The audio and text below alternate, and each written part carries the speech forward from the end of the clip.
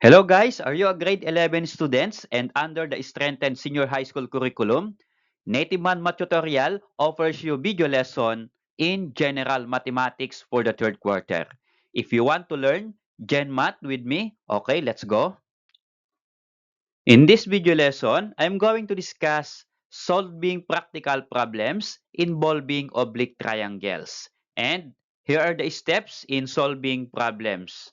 First, we are going to draw or illustrate the problem, and then label the given measure, and then last, we are going to calculate the unknown measure. So we're going to discuss this one in step-by-step computation. There are many different word problems that involve area of oblique triangle. So I'm going to present it to you and then show the complete computation in step by step. Kung mayroon po kayong mga problems or word problems about oblique triangle na gusto po ninyong ipa-solve sa akin, so pwede po ninyong i-comment sa comment box below this video lesson. Okay, so let's start for problem number 1. Two ropes are tied from opposite banks of a river to a boat anchored in the middle. One rope is 10 meters long, the other is 8 meters, and the angle between them is 45 degrees. What is the area of the triangle formed by the boat and the two banks? So this problem is all about calculating the area of oblique triangle. Okay.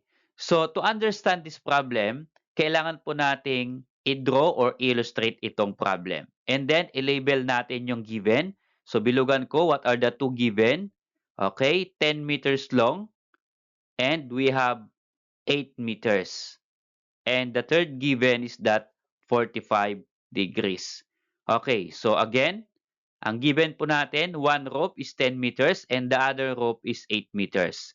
And then the angle between the two ropes is 45 degrees. Now, how to draw the figure of this problem and how to label the given measurement. Okay, so here, ulitin po natin yung problem na basahin to understand the problem, to analyze the problem. Two ropes are tied from opposite banks of a river to a boat anchored in the middle. So, kailangan po natin ng river. Okay? And then, of course, yung ating boat. At mula po sa boat na yan, meron pong dalawang rope na naka-anchor. Ibig sabihin, nakatali po yung rope 1 sa one bank and another rope nakatali sa other bank. Okay.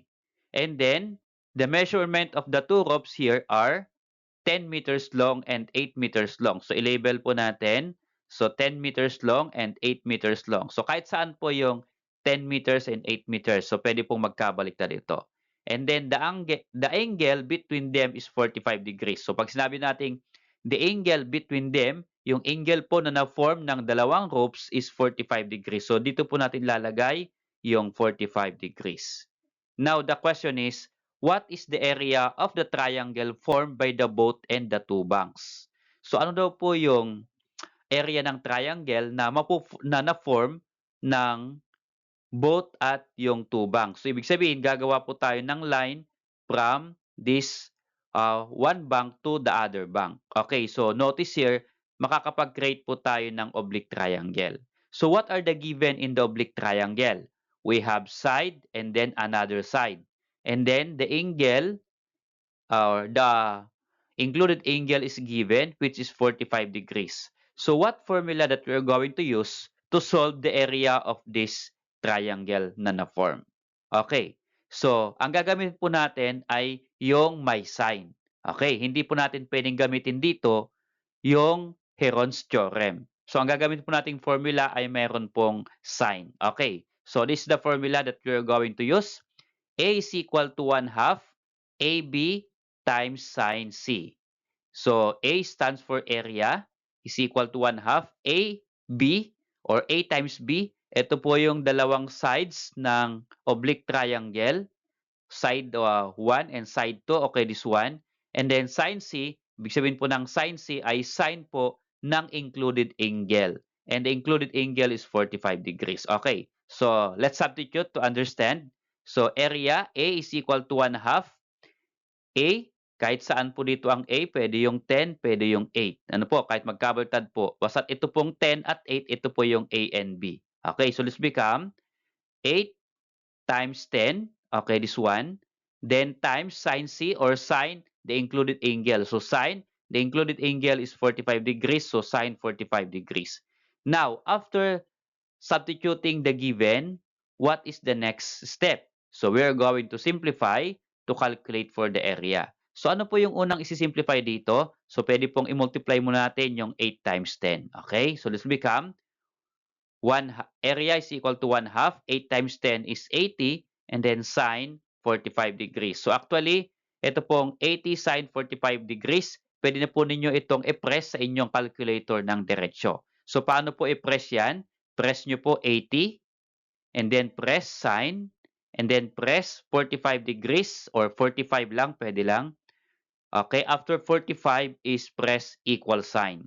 So, maglalabas po yan ng decimal number. So, this become A is equal to 1 half. Ang decimal po niyan ay 56.5685. So, kinuha ko po yung 4 decimal places para medyo mas accurate po yung magiging final answer natin. And then, after writing this one in decimal form, we're going to multiply it by 1 half or just divide the number by 2. Okay, so the product is equal to 28.2842 in 4 decimal place. So pwede naman pong 2 decimal place lang. So again, if you're going to divide 56.5685 divided by 2, then the quotient is 28.2842. Okay, so that is the area of the oblique triangle. Or not, we are going to indicate the unit of the area. So always, ang unit po natin ay square kapag ang hinahanap po ay area. Since meter po yung ginamit dito, kaya square meter po yung magiging unit ng area. Okay, so to answer the question in the problem, okay, the area of triangle form is 28.2842 square meter. How about this number 2 problem? A triangular plot of land has two sides measuring 25 meters and 40 meters with an angle of 75 degrees between them. A builder wants to know the area to estimate how much cement is needed for the foundation. What is the area of the plot? Okay, so again, this problem is all about the area of oblique triangle. So the problem asks, what is the area of the plot? Okay, so para medyo mas maunawaan po natin yung problem, again, we need to write it or we need to draw or illustrate it. Okay, so here, again, to understand the problem, read, a triangular plot of land has two sides measuring 25 meters and 40 meters. So, ibig sabihin, ito po yung ating triangular lot at ang measurement daw po ng two sides measuring 25 meters and 40 meters. So, lagay po natin 25 meters and 40 meters. And continuation with an angle of 75 degrees between them. So, yung dalawang sides po ng triangle na given, ang angle between them daw is 75 degrees. So, dito po natin lalagay yung 75 degrees. Okay, so we have now our oblique triangle with the two sides given and then the included angle. So, here, we are going to calculate the area of the plot or the area of this oblique triangle. Okay, so we are going to use again the formula of sine formula. Okay, so we're going to calculate the area. So ito po yung ating formula, just like the formula that we use in problem number 1. Area is equal to 1 half times AB times sine C. So again, A and B are the two sides of the oblique triangle. And then sine C, C stands for the included angle. Okay, given po dito. So substitute the given. So this will become, just copy 1 half. AB is or are the two sides, 25 and 40. So 25 times 40. And then sine C, sine of the included angle. So sine of 75 degrees. So again, we're going to simplify by multiplying 25 times 40 first. Okay? And the product is 1,000 and then sine 75 you copy. Okay? And copy also 1/2. So ito lang po muna yung ating sinimplify. And then press in your calculator. Kapag pinress po ninyo yung 1,000, then press sign, and then press 75, and then i-press po ninyo equal sign, ito po yung kanyang ilalabas. 965.9258. So again, kinuha ko po yung 4 decimal place para medyo accurate yung ating final answer. And then, multiply by 1/2 or divided by 2. Okay, so 965.9258 divided by 2, the quotient is 482.9629. Okay, so the area of the oblique triangle is equal to 482.9629 square meter. So bakit po meter ang ginamit? Kasi meter po yung given measurement ng ating two sides of the triangle. Okay, so now to answer the question, what is the area of the plot? The area of the triangular plot is 28.2842 square meter. Okay, for problem number 3. A ship sails from point A to point B, then to point C, forming a triangle with sides AB is equal to 50 kilometers, BC is equal to 70 kilometers, and AC is equal to 80 kilometers. What is the area enclosed by the ship's path? Okay, so this problem is all about the area of oblique triangle. So ang hinahanap po ng problem is that the area enclosed by the ship's path o yung dinaanan po ng barko. Okay, so para maintindihan po natin yung problem, we need to draw or illustrate the problem. Okay, so we have point A to point B. So a ship sails from point A to point B. So, for example, ito po yung ating point A, ito po yung ating point B. Okay, and then we are going to draw a line from point A to point B. Okay, then to point C. So, magdraw tayo ng another line papunta po sa point C, anywhere there. Okay, here, forming a triangle with sides. So, ibig sabihin, mula A to B to C, and then from C, connect natin sa first station niya na A. So, magpo-form po tayo ng oblique triangle. Okay, then label the given with sides AB is 50 kilometer. Okay, this one, AB is 50 kilometers. And then given BC is equal to 70 kilometers. Okay, this one is BC, 70 kilometers. And another one, AC is equal to 80 kilometers. So, ito po yung AC. So, this side is equal to 80 kilometers. Now, we're going to find the area of this oblique triangle. So, what are the given? The given are the three sides of oblique triangle. So, what formula that we are going to use to calculate the area of this triangle? So, since the given are the three sides, then we can use here the Heron's formula. Okay, at ano po yung Heron's formula? Ito po yung ating Heron's formula. So, A stands for area is equal to square root of S times S minus A times S minus B times S minus C. So, as I recall, kung di po ninyo napanood yung video lesson ko about Heron's formula, okay, yung A, B at C po dito, ito po yung sides ng tatlong triangle. So, A stands for the first side, B stands for the second side, and C stands for the third sides of the oblique triangle. Okay, so ano po yung S dito? So, yung S po dyan ay given po dun sa formula na Heron's formula.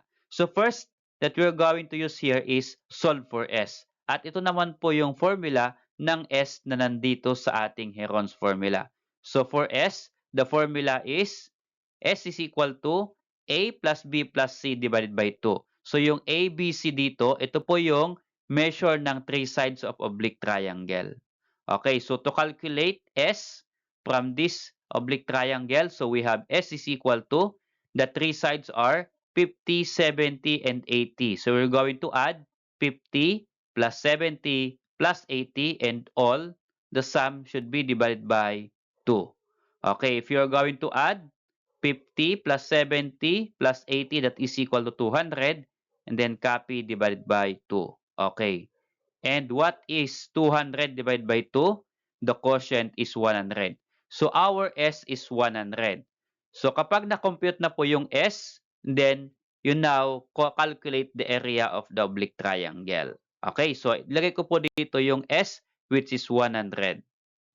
Okay, so we're going to calculate the area after calculating the value of S. So for the area, ito po yung ating formula. Copy ko po dito. So we're going to substitute all the given. So area is equal to, okay, so lahat po ng S dito ay lalagyan po natin ng 100. Ano po? So ganito po yon.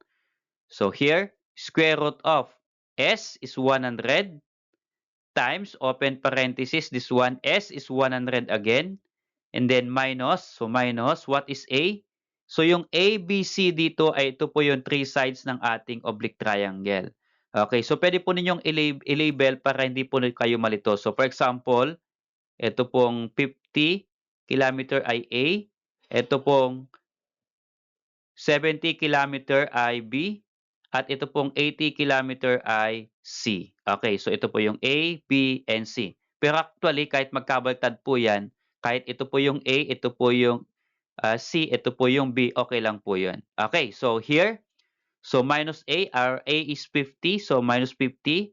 Then, close, open parenthesis, this one, S is 100 again, minus B is 70, then times 100 again S, then minus C is equal to 80. Okay, next, after substituting the given value, we are going to simplify. Ang first simplify natin, isubtract po muna natin yung mga number na nasa loob ng parenthesis. Okay.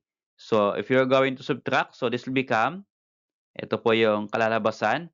So, copy 100 and then times 100 minus 50 is 50. Then, the second parenthesis, 100 minus 70 is 30. And then, last parenthesis, 100 minus 80 is 20. And then, you are going to multiply all. So, 100 times 50 times 20 times 30, the product is equal to 3 million. Okay, what's next after simplifying the number inside the square root? So, kunin po natin yung square root ng 3 million. So, ang kanyang square root po ay 1,732.0508 square kilometer. So, bakit po square kilometer ang unit? Kilometer po yung given na unit sa three sides. At syempre, ang kinakalculate po natin ay area, kaya square kilometer. Okay? So, to answer the problem, ito po yung ating final answer. The area enclosed by ship is 1,732.0508 square kilometer. Okay, so how about this problem number 4? A satellite maps 3 ground points forming a triangle with sides of 60 km, 80 km, and 100 km. What is the area of the map region? Okay, so this problem is all about area of oblique triangle. So ano ba yung hinahanap ng problem? What is the area of map region? Okay, so to calculate the area of map region, we are going to illustrate the problem. So a satellite maps 3 ground points forming a triangle. Okay, so ito po yung ating tatlong satellite maps and then forming triangle. So we're going to connect line to form triangle. Okay? Nakalagay po dito with sides 60, 80, and 100. So kahit saan po dyan, 60, 80 kilometer, and then 100. Pero syempre kapag nagdodraw po tayo ng figure para medyo mas accurate po yung figure natin, since 60 ay yung pinakamaliit sa tatlong measurement, syempre siya din po yung pinakamaiksi na ating ililabel. Then yung kasunod po na medyo mas mahaba, 80 kilometers. Then yung pinakamahaba po, syempre yung pinakamalaking measurement, 100 kilometers. Okay. Now, using this oblique triangle, we are going to calculate the area. Okay, so again, we are going to use Heron's formula to calculate the area of this oblique triangle kasi ang given po yung 3 sides. And ito po yung Heron's formula. So first, again, we're going to calculate S. Okay, the formula is we're going to add all the 3 sides and divide by 2. So ang i-add po natin ay 60 plus 80 plus 100. Okay? Then divide by 2. So add the sum of 60 plus 80 plus 100 is 240 and then divide by 2. So 240 divided by 2 is 120. So therefore, ang nakalculate po nating S is equal to 120. Now, we are going to calculate the area of the triangle. To calculate the area, so we are going to use this formula. Substitute all the given. So area is equal to, ang S po natin ay 120. So again, lahat po ng S sa ating formula lalagyan ng 120. At yung A, B, and C po ay ito pong measurement ng 3 sides ng triangle. Again, kahit magkabaltad lang po yung position ay okay lang yan. Okay, so S is 120. So lahat po ng S ay 120, S 120, S 120, and then S 120. And then yung A, B, C, ito po yung 3 sides. So 60, 80, 100.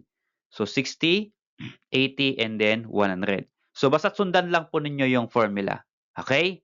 And then subtract first the number inside the parenthesis. So tatlo po yung ating parenthesis. This is the first one, the second one, and the third one.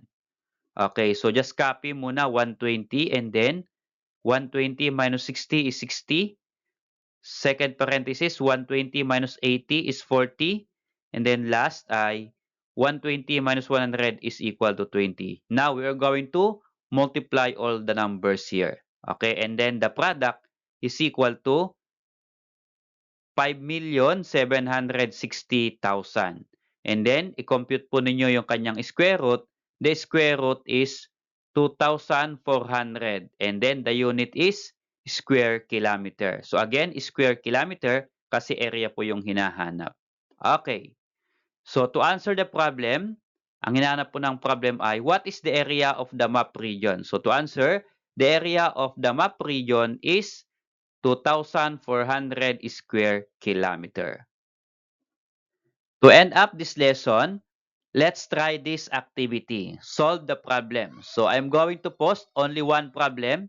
Pwede po ninyong i-post yung video na ito. And then, try nyo pong sagutan what is being asked in the problem. Okay? At kapag mayroon na po kayong sagot, baka pwede naman pong pa-share sa amin by typing your answer in the comment section. So, hintayin ko po yung inyong sagot and let's see if you get the correct answer. Salamat sa poll mga anak. I hope that you learned from my simple discussion. See you on my next video lesson.